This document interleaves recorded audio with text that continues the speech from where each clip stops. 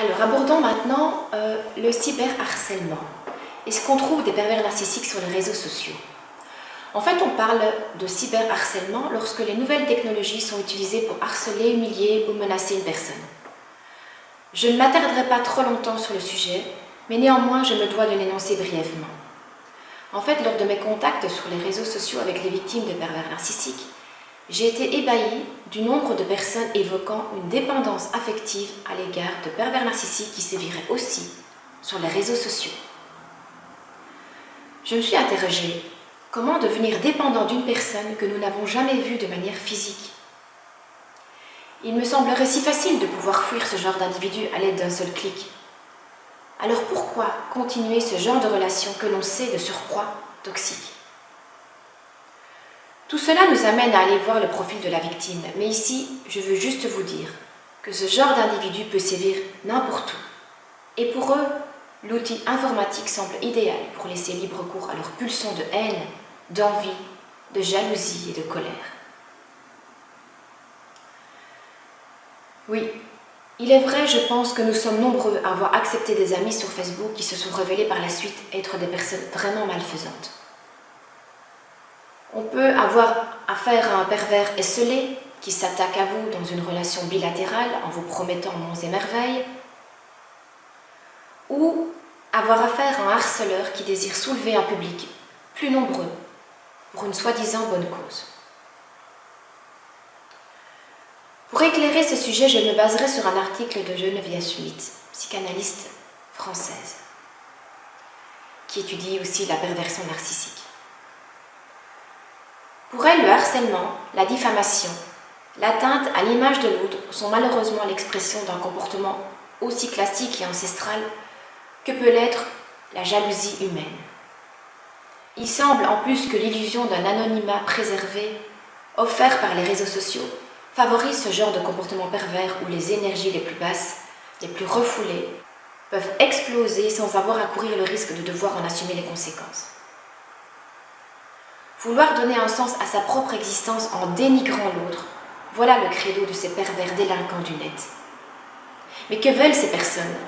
Qui veulent-elles atteindre et pourquoi agissent-elles de la sorte? L'ennui, l'oisiveté, la pauvreté intellectuelle et émotionnelle, la haine de soi, les blessures non gérées, l'envie, les déséquilibres psychologiques sont autant de facteurs qui favorisent l'explosion de ces comportements délirants. Ces individus perdus dans leur vacuité s'illusionnent en se donnant l'impression d'offrir un sens à leur vie, sans devoir fournir l'effort d'un travail sur eux-mêmes. Ce sont des personnes perdues, qui par leur vocifération tentent d'échapper à leur propre néant. Attention cependant, tous ces délinquants du net ne sont pas des pervers narcissiques. Mais certaines personnes, en brandissant l'étendard d'une mission grandiose, comme celle de sauver le monde, ou d'éradiquer une espèce, ou un groupe d'individus, ou une personne même, elles se narcissisent aux frais des autres. Comme tout bon manipulateur pervers, elles isolent de leur contexte une série de faits saillants pour modeler une réalité fictive servant leurs propos. Évidemment, il est bien plus simple de détruire les autres que de s'occuper de soi. Ces comportements déviants proviennent d'une volonté d'exister au travers d'une destruction gratuite, et ce au détriment de toutes les personnes qui s'y rallient. Ils sont le fait de véritables vampires qui s'abreuvent de l'énergie vitale des personnes qu'elles assaillent, aussi bien que des pauvres crédules qui les suivent. Alors au travers de ce mécanisme hautement nuisible, c'est aussi la vie qui a l'audace de vibrer chez les autres que ces monstres vampiriques cherchent à détruire. Encore une fois, pour ces pervers narcissiques, il s'agira de tuer l'image de l'autre pour exister soi.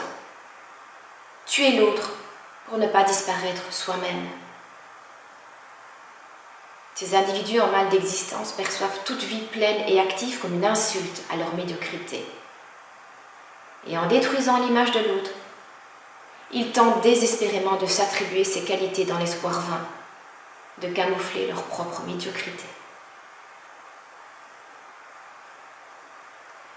Ils trouveront toujours un public.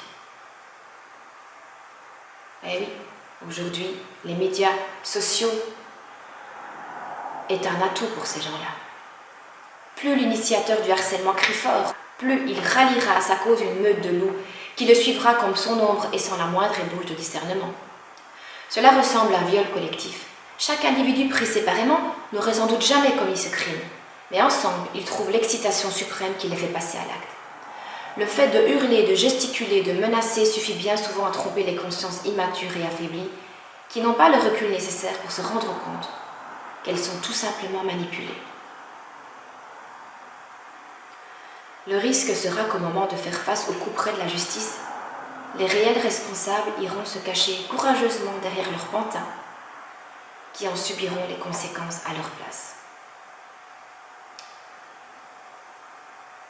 Toujours prisonnières de la nécessité de trouver un tuteur à leur dépendance affective, ces proies secondaires sont ceux qui se rallient à la cause de l'instigateur du harcèlement, entraînés dans des délires persécuteurs d'un ou de quelques individus au comportement psychotique, pensent découvrir là un substitut de résilience. Si elles se font happer, elles peuvent perdre toute chance de se reconstruire. Entretenir la peur, exciter la paranoïa, inventer des preuves, se positionner en sauveur sont des manières de régner en maître sur le monde de l'ombre. De la même manière qu'il est indispensable d'apprendre à combattre et à se protéger des pervers narcissiques, il est nécessaire d'apprendre à faire face aux toxiques, médisants, jaloux et malveillants de tout genre. Et cela partout et dans tout contexte. Alors comment se faire aider en cas de cyberharcèlement? Sur le net, on peut trouver les cybersentinelles. Ce sont des sociétés qui sont spécialisées dans ce genre de défense des personnes harcelées sur la toile.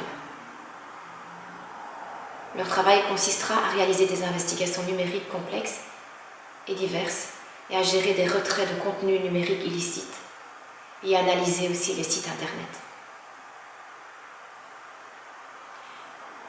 Ces cyber-sentinelles aussi sont capables de monter des dossiers pour les présenter à la justice. Et puis il existe des avocats spécialisés dans la défense de victimes cyberharcelées. Mais concrètement, supprimez ces amis de votre compte Facebook. Ne leur répondez pas, ignorez-les. Les pervers narcissiques vont utiliser tous les outils mis à leur disposition pour toucher et anéantir leur proie. Soyez vigilants.